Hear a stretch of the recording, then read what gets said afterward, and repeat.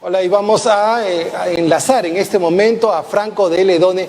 Él es analista, comunicador, reside en Berlín y bueno, vamos a preguntarle sobre la realidad de lo que está pasando en Alemania en este momento. En Alemania, como recordamos, tiene alrededor de 84.000 casos y más de 1.100 fallecidos en ese momento. Además, la canciller Angela Merkel ha extendido la cuarentena hasta el 19 de abril. Franco, bienvenido a UCI en Casa.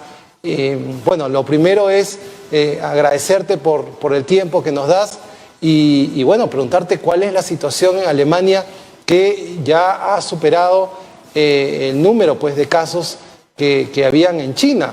Por lo tanto, Alemania se convierte en el cuarto país en casos a nivel global. Hola, ¿qué tal? Buenas noches. Bueno, es cierto que el número de casos a partir de los test que se han realizado es uno de los más altos del mundo, pero justamente tiene que ver con eso, con que Alemania está realizando test, digamos, de manera masiva, sí, como tal vez lo hizo otros países en Asia como Corea del Sur. La estrategia coreana. En este sentido, sí.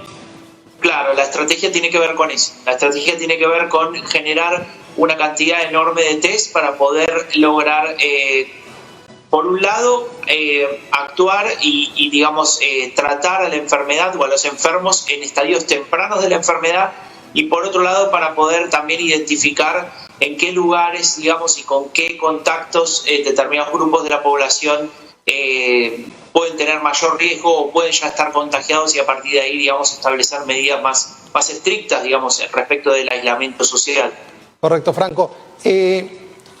La estrategia prácticamente es casi la misma en todos los países del mundo, unos con mayor rigurosidad que otros, pero lo que sí son los diferentes impactos en la economía, ¿no? ¿Cuánto se ha golpeado la economía alemana en estos momentos y cuáles son las medidas que ha tomado el gobierno para poder soportar la paralización del país? Bueno, el impacto en la economía lo vamos a ver recién dentro de un tiempo. Lo que estamos viendo ahora básicamente es lo que se ve en todo el mundo, al menos en aquellos países donde se implementó la cuarentena. Hay una cuarentena relativamente estricta, un poco menos estricta que en España o que en Italia, pero sigue siendo un shutdown, ¿no? Un apagón, digamos, económico. Funcionan muy pocos negocios y el impacto, según lo que miden algunos institutos, digamos, que realizaron estudios un poco para intentar pronosticar lo que va a suceder, dicen que si este shutdown se sostiene durante 3 meses, el Producto Bruto Interno de Alemania podría caer entre el 7% y el 20%, lo cual es enorme, ¿no? Y el gobierno, frente a esto, lo que dice es que hay que defender a la economía, hay que defender a los empresarios, ya sea a los grandes como a los chicos, y a partir de ahí ha inyectado una cantidad o ha preparado una inyección de dinero bastante importante, y justamente Alemania se lo puede permitir porque tiene un superávit fiscal desde hace bastante tiempo y desde hace 5 años no genera nuevas deudas, con lo cual, digamos, la espalda económica que tiene Alemania para esto es bastante importante. Claro, correcto, pero también el Banco Central Europeo, en este caso, es un poco el que dicta las medidas. España ha pedido un plan Marshall prácticamente, Italia también ha pedido un plan de rescate. ¿Cuál es la posición de Alemania con respecto a sus vecinos de la Unión Europea?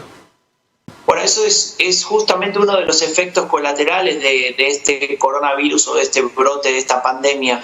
No solamente lo sanitario ni lo económico que te acaba de mencionar, sino también las relaciones internacionales, porque dentro de la Unión Europea, como vos muy bien marcabas, existen países, especialmente los que están en el sur, que están en la zona euro y que exigen o que piden al menos una cierta solidaridad económica, y a partir de ahí, digamos, generar una cierta mutualización de nuevas deudas para hacer frente a esta situación que ha afectado mucho más a Italia y a España que, por ejemplo, a Alemania, ¿no? Y la posición de Alemania y de otros países, casualmente al norte, ¿no? Como Holanda, como Finlandia, como Austria, es reacia a generar esta mutualización de la deuda que se conoce más, digamos, en lo cotidiano como los bonos o los coronabonos, ¿no?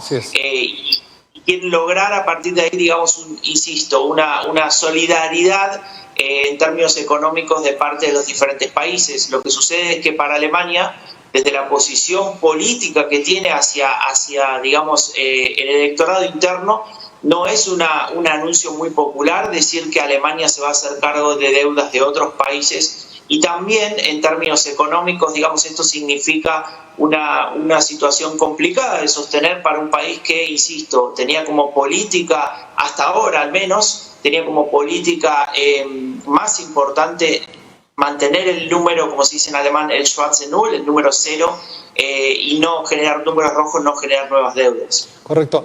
Esta es una situación que ha sido calificada como una situación de guerra, con una economía de guerra.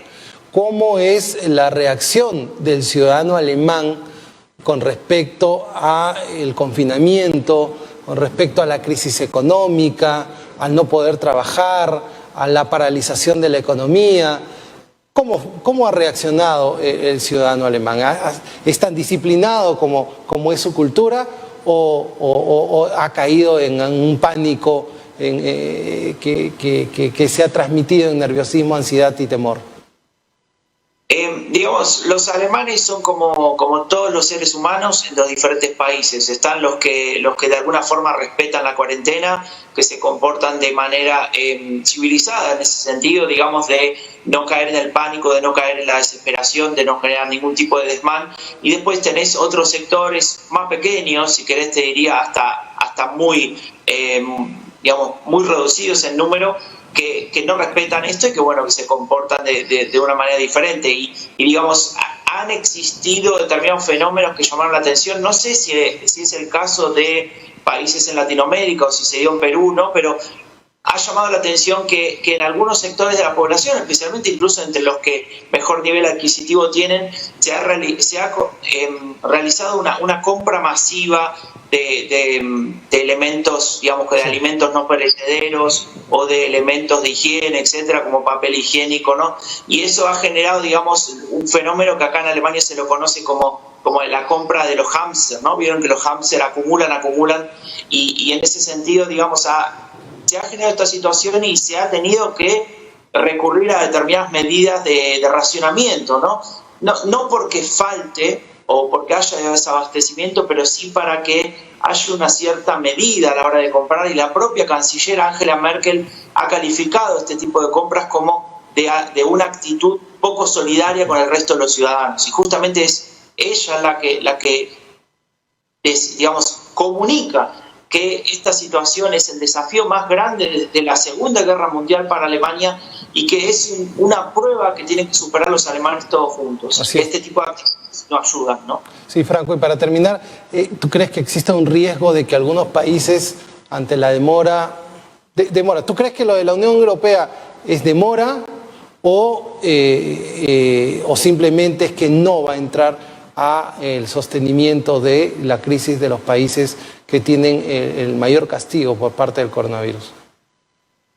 La Unión Europea es una organización que si bien está muy avanzada y ha logrado una integración muy fuerte en términos políticos, económicos e incluso sociales, también es cierto que es una organización que necesita sus tiempos para tomar decisiones, que necesita de la conformación de un consenso, y muchas veces lograr el consenso entre 27 países, en el caso de la zona euro, entre 19 países, no es fácil. Y en este sentido, digamos, la pandemia, además de quitarnos salud y de quitarnos, por ejemplo, esta libertad de salir o digamos, de complicar la situación económica, también lo que nos quita es el tiempo para tomar decisiones. Lo que escasea es el tiempo. Y eso justamente hace que la Unión Europea hasta ahora no ha sabido administrar tal vez de la manera más eficaz para poder actuar, para poder decidir rápido.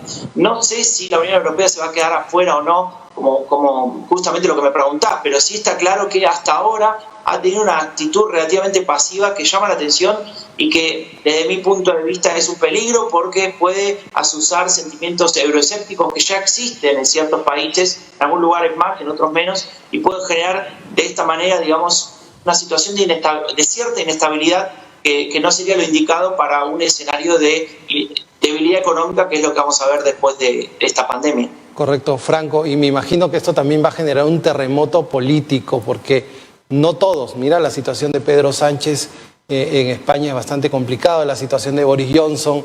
Bueno, y hablar de todos los liderazgos europeos, no todos van a salir bien librados después de esta pandemia, pero eso ya es motivo de otra conversación que tendremos en otro momento. Muchísimas gracias, Franco, por contarnos cómo está el clima por Alemania y por Europa.